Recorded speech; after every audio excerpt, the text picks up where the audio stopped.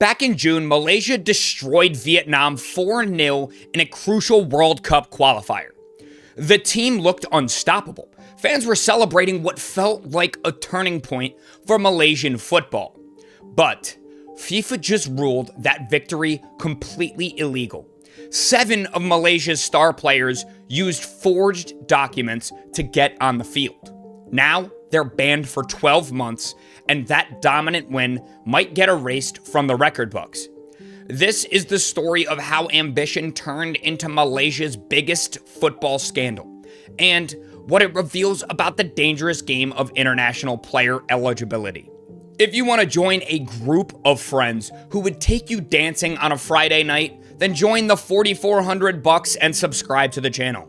On with the video. Let me take you back to June 10th, 2025. Malaysia versus Vietnam in the AFC Asian Cup qualifiers. Malaysia dominated from start to finish. A 4-0 thrashing that had Malaya fans dreaming of competing with Asia's elite. 3 months later, FIFA dropped the hammer. Those 7 players, not eligible. Their documents proving Malaysian heritage, forged. The Football Association of Malaysia got hit with a 350,000 Swiss franc fine, about 440,000 US dollars. Each player faces 12 months away from the game, plus a 2,000 Swiss franc personal fine.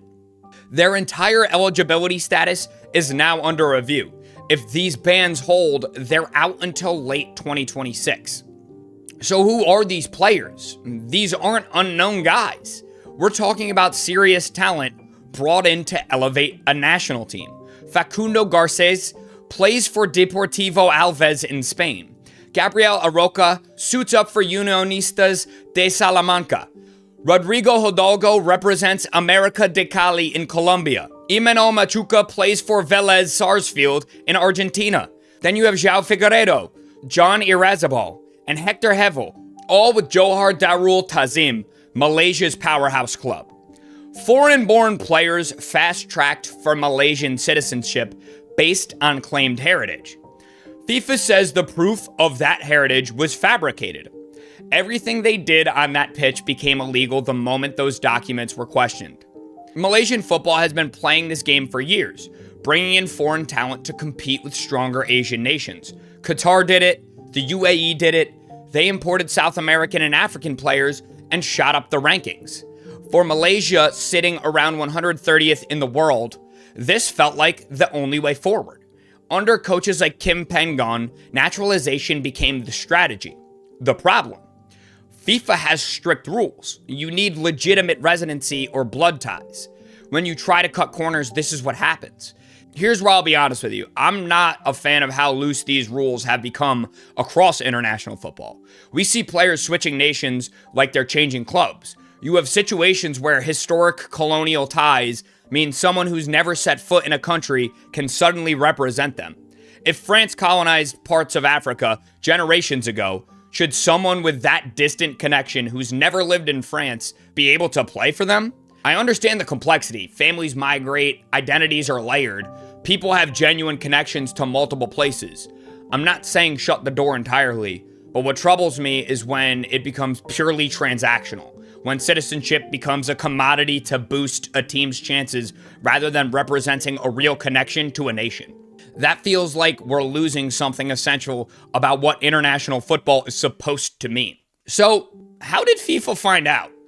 Complaints from rival nations, most likely Vietnam or Indonesia, triggered the investigation. Here's where things get messy. FIFA had actually approved these players before the match. Malaysia officials are furious about that. Some Malaysian journalists have pointed out that a Vietnamese lawyer sits on FIFA's disciplinary committee. That's raising questions about whether this was handled fairly. As of today, the appeal is still pending. FAM claims they're gathering evidence to prove the documents were legitimate all along. Malaysia fans are divided. Some see this as a FIFA conspiracy, others feel ashamed, calling it embarrassing. Vietnamese fans want the match result overturned. If that happens, the entire qualifier standings could shift.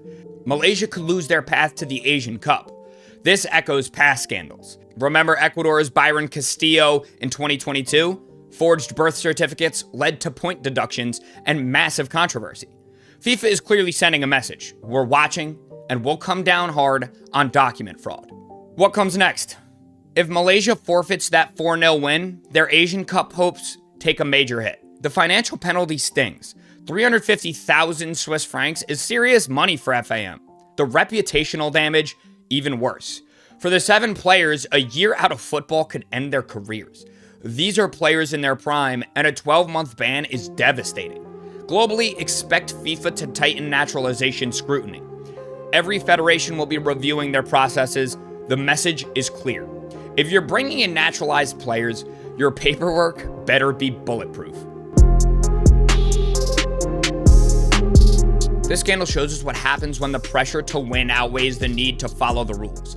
Malaysian football wanted to compete. They took shortcuts. Now they're paying the price.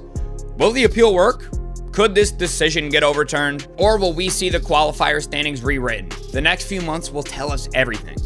What's your take? Is FIFA right to come down this hard? Or is there more to the story?